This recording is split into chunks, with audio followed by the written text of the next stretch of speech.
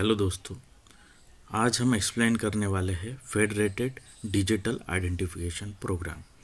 इसको एफडीआईपी भी कहते हैं। ये आता है ministry of electronics and information technology के अंडर में। ये एक आईटी प्रोजेक्ट है जिसके तहत इंडिया एंटरप्राइज आर्किटेक्चर 2017 में लॉन्च हुआ था। अब इसका India enterprise architecture 2.0 next version launch हो रहा है।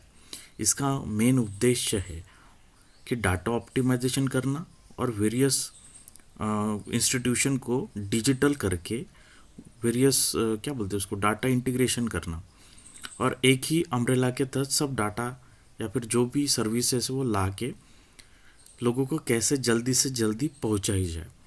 ये डिजिटल इंडिया का एक कॉन्सेप्ट है, रिवॉल्यूशनरी स्टेप है डिजिटल इंडिया की तरफ, जिसके थ्रू ई गवर्नेंस की शुरुआत हुई थी, जिसके तहत डिजी लॉकर जैसे पोर्टल लाए गए। इससे क्या हो रहा है कि वेरियस गवर्नमेंट की स्कीम लोगों तक पहुंचने में आसानी हो रही है। इतना ही नहीं, उसका टाइम भी बच रहा है।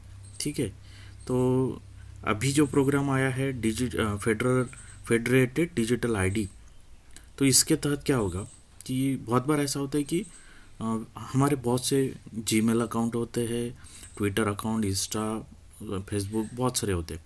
तो कई बार वो अलग अलग ईमेल पे लॉगिन, अलग अलग पासवर्ड, ऐसी बहुत सी चीज़ें होती है। उसी तरह गवर्नमेंट के तहत हमको बहुत सी डॉक्यूमेंट भी जमा करनी पड़ती है।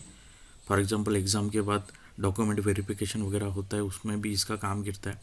तो डिजिटल लॉकर जैसी जगह पे अपन डॉक्यूमेंट स्कैन करके रख देते हैं। अभी क्या हो रहा है कि कई बार अलग अलग डॉक्यूमेंट अलग अलग जगहों पे मांगे जाते हैं। आधार कार्ड हो गया, पासपोर्ट हो गया, पैन कार्ड हो गया, वोटर आईडी हो गया, बैंक अकाउंट स्टेटमेंट हो गया, ऐसी बहुत सी चीज़ें।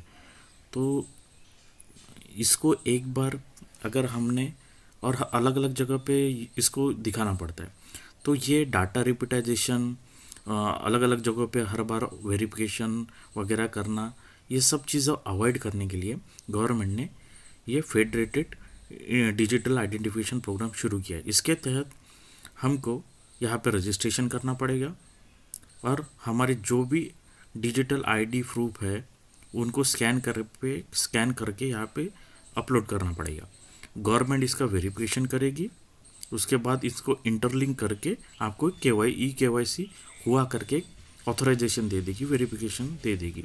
इससे क्या होगा, जब आपको ज़रूरत पड़े गवर्नमेंट पे किसी की प्लेटफॉर्म पे, तो आपको जो चाहिए वही डाटा आप यूज़ कर सकते हैं। फॉर एग्जांपल आपको लाइसेंस की ज़रूरत है, तब लाइसेंस ही वो ऑटोमेटिकली वहाँ से रिकवर हो जाएगा, दिखाने के लिए वेरीफाइड हो जाएगा।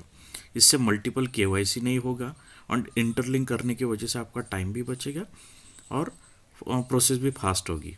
ठीक है, तो इसमें 3 टायर आर्किटेक्चर का डिज़ाइन किया है। इसमें पहला जो आर्किटेक्चर वो डोमेन आर्किटेक्चर है, जिसमें बड़ी बड़ी मिनिस्ट्रीज़ कॉन्करेंट लिस्ट में जो भी सब्जेक्ट आते हैं, स्टेट के सब्जेक्ट, वो सब लिंक किया जाता है। सेकंड है स्टेट आर्किटेक्चर, जिसमें इंटरस्टेट और इंट्रास्टेट के थ्रू जो भी सर्विस स्कीम आती है उनको इंटरलिंक करने के लिए ये प्रोवाइड किया जाता है। और एक है इंडी लाइट आर्किटेक्चर, यानी INDEA लाइट आर्किटेक्चर। ये स्मॉल डिपार्टमेंट्स जो भी है छोटे मोटे लोकल में, उनके लिए ये यूज़ करने के लिए इस्तेमाल किया जाएगा। अल्टीमेट ये है कि बिजनेस विजन किया गया है इंटरलिंक करने से, और पब्लिक प्राइवेट सेक्टर में इंटरऑपरेबिलिटी बढ़ने के लिए ये सब किया गया है। ये एक ओपन सोर्स प्रोग्राम है और इसके तहत इसका जो सोर्स कोड है वो इजीली अवेलेबल किया गया है हर जगह पे। ठीक है, आपको ये सब पसंद आया होगा, लाइक और शेयर करें, सब्सक्राइब करें। Thank you.